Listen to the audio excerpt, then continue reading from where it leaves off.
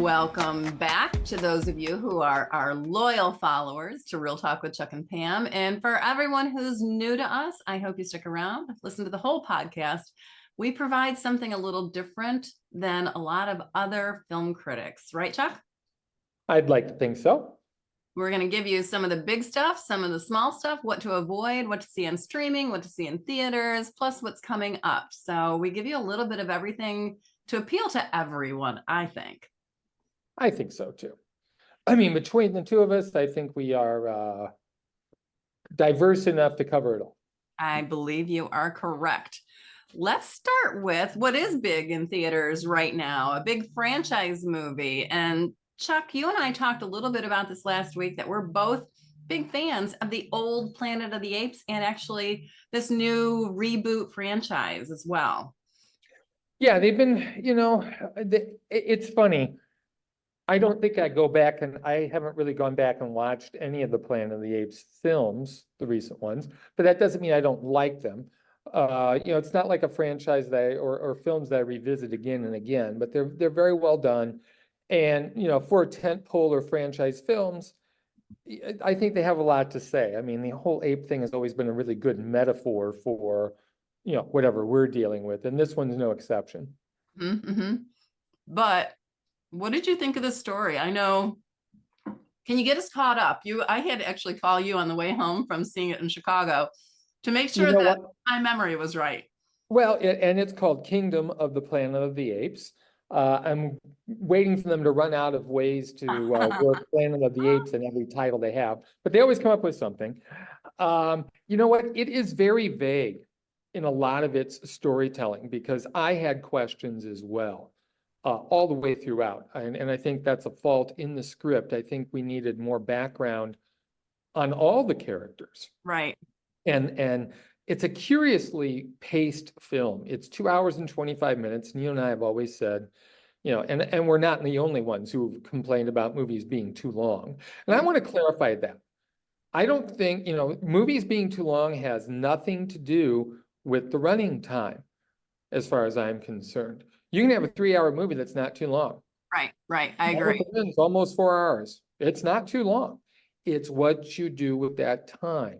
And so many of these films, especially the superhero films, repeat themselves. I don't need to see 5 action scene battles. 3 will do. It's fine. I realize you got to have one in every act. I get it. But it's just overkill. And Kingdom of the Planet of the Apes is unique in that I don't think it does that so much as it takes its time. It just really takes its time in getting us to where it's going. It deals with this ape named, or I should say chimpanzee, named Noah, played by Owen Teague. Doesn't matter who plays these characters. You can't tell with these effects. He belongs to this tribe of chimpanzees. They're very docile. They're peaceful. They keep themselves. They raise eagles. I'm still not sure why. You're right. They had to have that come around full circle. That's why. Yeah, I guess it was. It does seem pretty cool that somehow or another they train these eagles to go fish and bring the fish back to them. That's kind of cool. But the village is invaded one day by a bunch of hostile gorillas who wipe it out and take the survivors off to be slaves. Noah survives, and he decides to set out to find them. And along the way, he meets this very intelligent orangutan, Raka, who's not nearly long enough. He's probably one of the most interesting characters in the film. I put that in my review as well. We just did not get enough of him.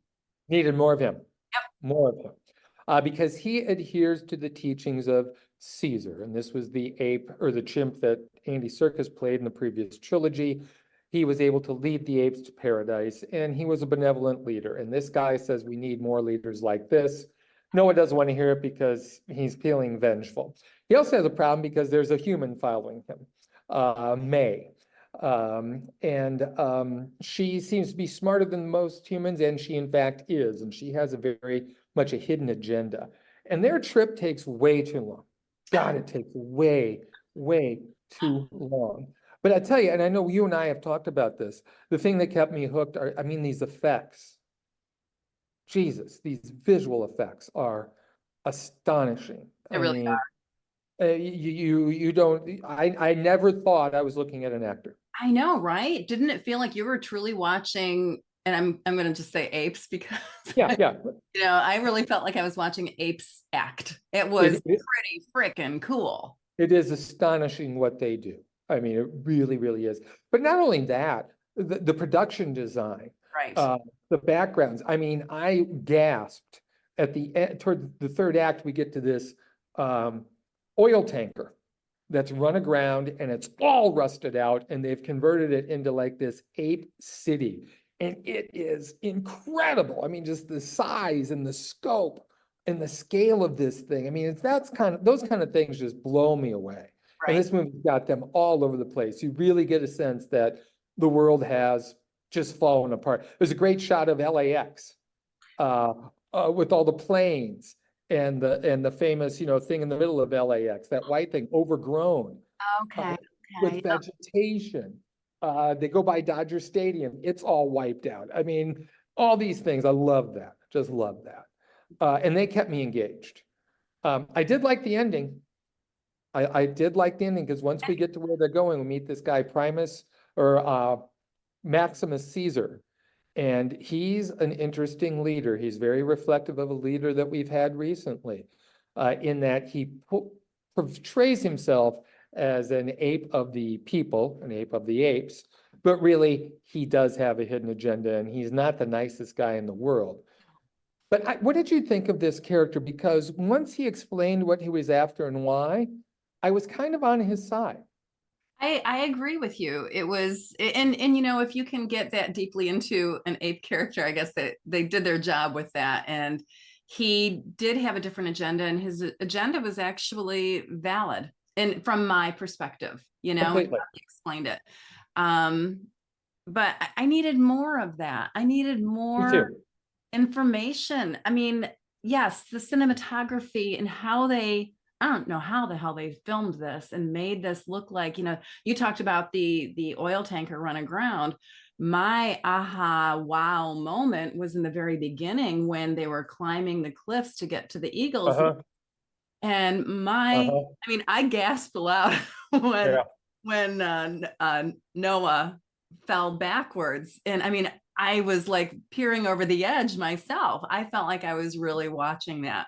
I don't know how they did that, but that was spectacular. So that was a great way to start off the movie. But in my mind, once you get over the awe and the wow factor of that, you got to have that deep story. You got to have a story that hooks you. And I didn't think it was there. I tuned out a lot. I know I drove. I'm sorry, Jerry Nunn, I sat next to you, and Al Lerner, I sat next to you. I bet I drove you guys nuts because I was squirming in my seat, changing the position, putting my feet down, bringing my chair rest up. So I needed more than that. And Rocca or however you say his name, he was incredible. Why didn't we have him on the journey earlier? Why didn't we get to him earlier?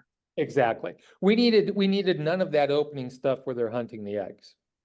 We didn't need any of that. You You could know have what? just That have was it. okay. Yeah. I mean, for like maybe 5 minutes of it, we didn't need 30. Yeah. But you're right. There is a story there, Yeah. but it's too late. Had we gotten to Maximus after the first half hour, to me, that's the whole story. It Right. should have been a battle for Noah's soul. You keep the orangutan character, he survives, and these two go back and forth over Noah as far as their different beliefs. That's your story. Well, and I'm glad that you put those words in there because to me, there were so many biblical or religious Oh, so many. things, and that was really cool to me to Yeah, draw those lines. But again, I just needed more right. story. This is a heavy CGI, heavy production value, and story light movie. And, Um, and, and it's frustrating because, yeah, not only the biblical, but the Roman history. sure. I needed more of the William H. Macy character. Right. This guy, this, Lazarinth who, is an opportunist Right. who was teaching them history, and we see it distorted. I mean, And is he that's Peter? the whole story there. What? Is he Peter from the disciples? Exactly. Yeah. And how everything is being changed. I mean, there's something there. It just really blew it for me The whole story's at the end and just wasn't enough. And again, I have questions about May, the human character. Yeah. Once we find out what she's up to, how did she know where to get that thing? Right. And how did they know it was there? And that And would be the key. yeah, I mean, that was just way too much. Right. Way too much. And again, as you point out, I was on the ape side, especially when they have their little conversation at the end and May says, we had this before, it's ours. Right. No, you fucked it up. You had your chance. Let's see what the apes can do. It can't be any worse. Very, very true. You know?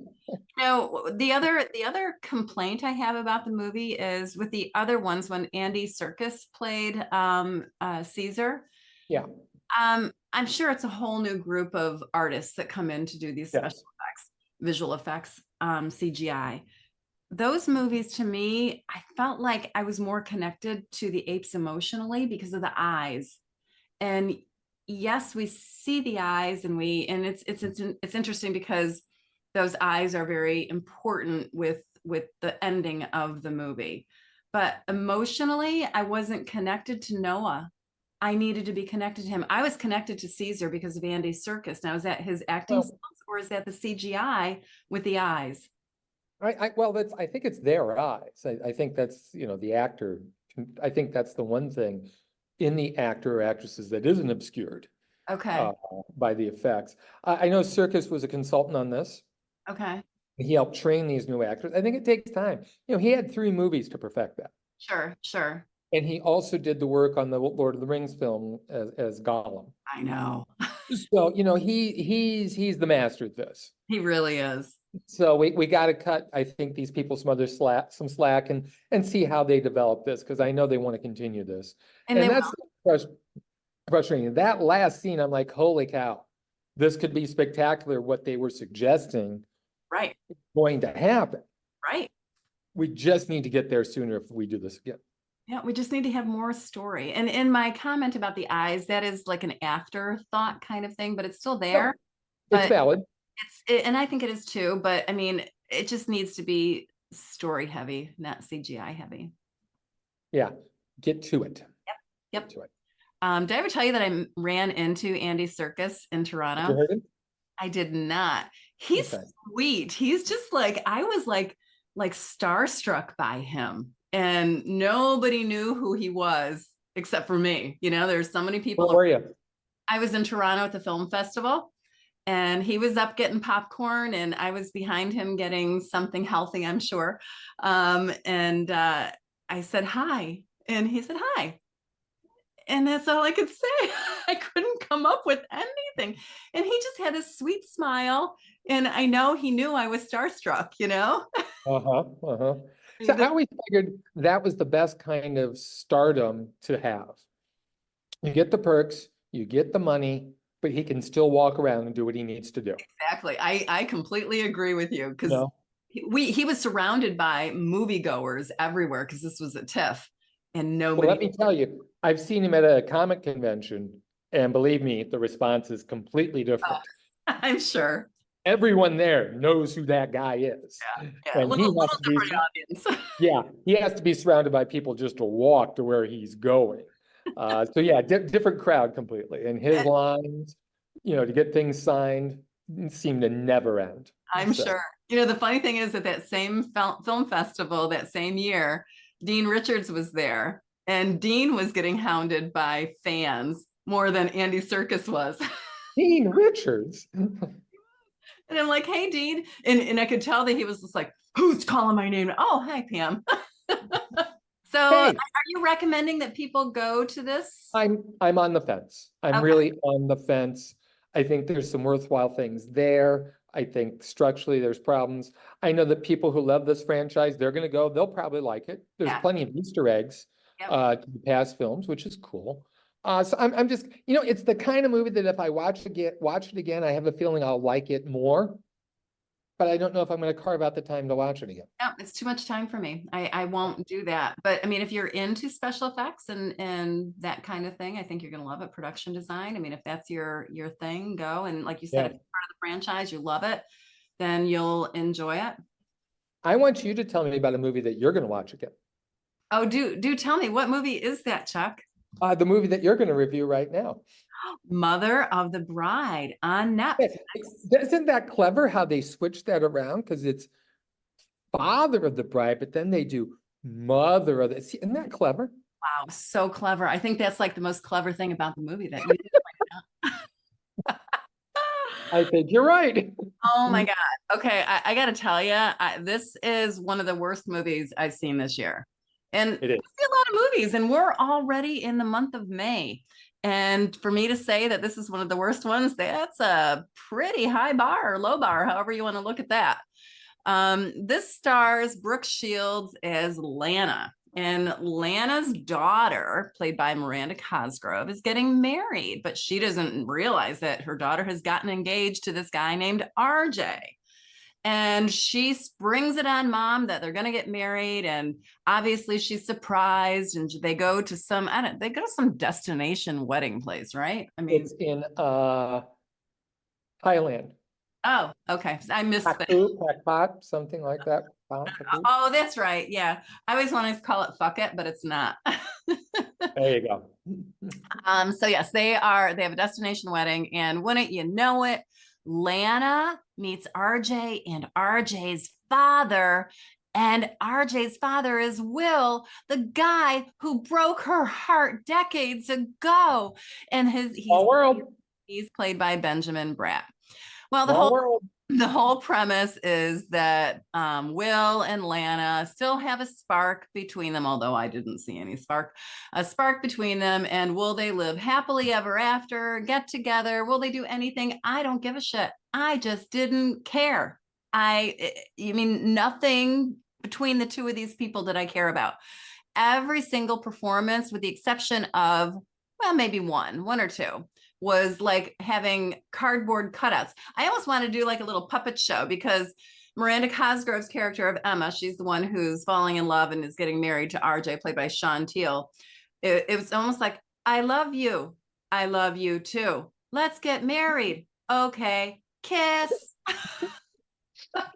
I mean, it was so stiff, so stilted, so cardboard. It was awful. And Brooke Shields, I don't know, is this the director's fault? I mean, I hate to say that it is, because it's Mark Waters. He gave us Freaky Friday and Mean Girls. I mean, how could that be? There was that film about a year ago, Ticket to Paradise. Yes. With Clooney and Roberts, and the dynamic was pretty much the same. Yeah. There were some differences, but it was pretty much the same. And it's certainly not the greatest film in the world, but it was enjoyable. And because of them. Yes. And I don't mean to diss on Shields and Bratt, okay? They're fine. And in their defense, I don't think Clooney or Roberts could have even injected enough fun into this. I really think it's the script. When you resolve early on to do pratfalls and slapstick, you're in trouble. And then when you repeat it, oh, we're going to fall into the pool accidentally again, you're in big, big trouble. Did I tell you Grant came in and started to watch this with me? Yeah. Yeah. Grant came in and said, and we sat there and he said, do you like this? No. And I predicted exactly what was going to happen. And it's not like I'm all that smart. It's just that if you've seen a couple movies, you know what's going to happen. Right. And in some movies, you don't care if you know what's going to happen. If you like the characters, and we didn't like the characters. Well, it's lazy. That's what it is. It's just incredibly lazy. And that's what I find irritating. And I'm supposed to, and it's insulting too. Right. I'm supposed to find this entertaining. Really? Come on, cut me some slack. Yeah. Well, and I also watched it with somebody. My friend Kristen came over, who you know, and she and I are sitting there watching it. And I can tell in the first 5 minutes, this is going to suck. We made it to 15 minutes. I paused it and I said, are you liking this? And she goes, this is horrible. And I said, isn't it horrible? And then I said, I'm sorry, I have to watch the whole thing because I have to review it. And then Chris came in, my husband came in about a half hour later, and he watched like 2 minutes of it. He goes, this is horrible. I'm like, I know. But it's only 90 minutes. I'll give it that. It's only 90 minutes. So there is that. And this is on Netflix. And I know you wanted to talk about some of the streaming services. I do. I actually want to talk about one in particular, and that is Apple TV. And the reason why, we have so many streaming services, and a lot of people, and I've got to go to my site here to just remember everything that they have. I have to sign in. I'm gonna sign in. Bear with me. So many services cost so much money when you do this a la carte menu. And I know the prices of these things are going up. And you just told me today about this new bundling that they're doing between whom or among whom? It's going to be Disney, Hulu, which are owned by the same company, and HBO Max. So they're joining forces because they're still losing money. I did hear something interesting though. Disney thinks that their streamer is going to be popular by the end of the year. Okay. Or I'm sorry, will be profitable by the end of the Okay. year. So that's interesting, but yeah, they're struggling. I mean, I never would have thought, Disney Max would join forces, but that shows you what dire straits they're in. Right. Well, and Apple TV was late to the game, I think, and they were slow to start, kind of like, they were the turtle, they weren't the rabbit in the race. I think Netflix was the rabbit in the beginning, and now we've got the turtle coming along with Apple TV, and they have quality content. They don't have as much Yep. as Netflix, obviously, but what they have, I I haven't watched everything. I'm looking at this list. I've watched a good many of them. And when I'm not feeling well, and I had COVID a couple weeks ago. So I was streaming and binging a lot of things. I mean, we've got the After Party, Bad Sisters, Big Cigar, The Big Door Prize, Blackbird. And yes, I am going in alphabetical order, as you can tell. Dick Turpin. And a lot of these are funny, and a lot of them are dramatic. I mean, they've got any and every genre that you can imagine. High Desert, I really enjoyed. Hello Tomorrow. There's a new one that is coming out, or maybe it's out now, called Hollywood Con Queen. I mean, Land of There's, Women. Hmm? they also have Sugar, I believe. Sugar, is With, that out yet? yeah, with Colin Farrell. It's really well done. Okay, Uh, okay. I just Silo, started that. Silo is on Apple as well, Right. with our Morning favorite. show. The morning show is awesome. Also, another one that looks interesting is Dark Matter with Joel Edgerton. I haven't started that one yet. I haven't either, but it looks intriguing. And as you say, they came late to the game, but they're no stranger to spending money. No. Uh, they get the people. They let them do their thing. I'm pissed at them that Severance hasn't started back up again. I It's know. been way too long, and I'm losing my interest in it, which is not good. Right. Uh, but you're right. I mean, they're consistent, and I think that they're on the lower end cost-wise. They really are. I really feel like Apple TV Plus is the most bang for your buck. Um, Mhm. the series Trying season 4 is coming out. I'll have a review up next week, and I actually have an interview with the stars at the end of the week, so we can take a look at that. That's I loved that. I love Shrinking and Palm Royale. I mean, just really good stuff. I think we're in season 2 of The Reluctant Traveler with Eugene Levy. That's a lot of fun if you haven't seen that.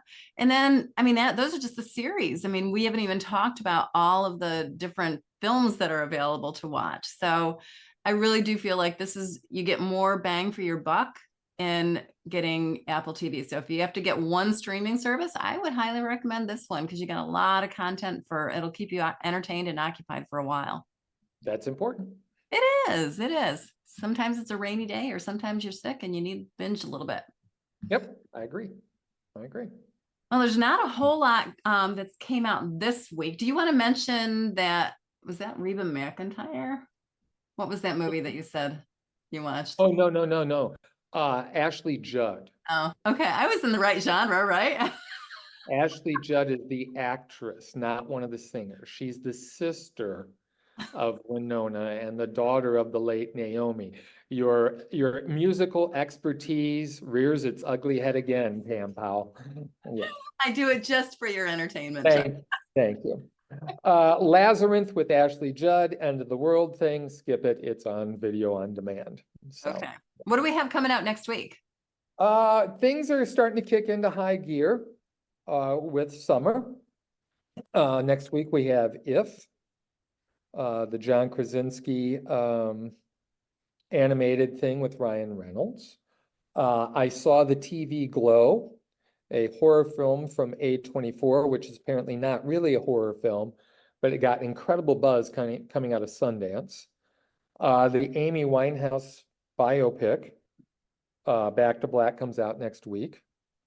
The week after that, we've got Furiosa, the Mad Max film. Yay. Yeah, so there's some stuff coming up over the next couple weeks that I'm looking forward to. There's something coming out on June 14th. I can't remember what it is though, Okay. that I'm looking forward to as well. Bad Boys, the next Bad Boys comes out June 7th. Snore, snore, snore. Mhm. Oh, 14th is Inside Out too. Oh, I can't wait for that one. I'm I excited. know. And then the week after that is The Bike Riders, the movie that was supposed to come out the week before Christmas, but never did. I They love were that one. That was part of the Chicago Film Fest. Film Festival. Yeah, and I actually had an interview with the director of that one. So I'm looking forward to that one coming out. Yeah, June is shaping up pretty well because June 14th is in Inside Out 2. June 21st is The Bike Riders with Austin Butler, Tom Hardy, and Jodie Comer, and Mike Shannon. And the week after that, June 28th, is the first part of Kevin Costner's Western Horizon. So June is shaping up to be the month where the big stuff is coming out, stuff at least that I am looking forward to. Sounds good. Sounds good. I appreciate you always being on top of what's coming up in the future. And I hope that everyone enjoyed what we had to share with them. And we'd love to hear your comments about what you have seen as well. And you can take a look at our reviews on realtalkwithchuckandpam.com. That's REEL, talkwithchuckandpam.com. You can check us out on Facebook. We're on CBS 58 Morning News twice a month, as well as Racine and Me twice a month. And Chuck, you also got us a radio gig. Tell us about that. Yes, we're on 92.5 Rewind in Champaign, Illinois, every Friday morning with Ken and Maggie. Awesome. Awesome. All righty. Thank you everyone for listening. Real Talk with Chuck and Pam.